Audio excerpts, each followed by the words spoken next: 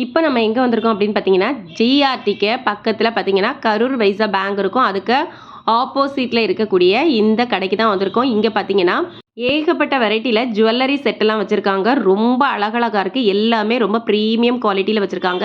இப்போ நம்ம bangle settle கொஞ்சமாக கலெக்ஷன்ஸ் தான் பார்க்க போகிறோம். இன்னும் இவங்கள்ட்ட ஏகப்பட்ட கலெக்ஷன்ஸ் இருக்குது. இப்போ பார்த்துட்டு இருக்கிறதெல்லாம் ரொம்ப ப்ரீமியம் குவாலிட்டியில் ₹250 தான்.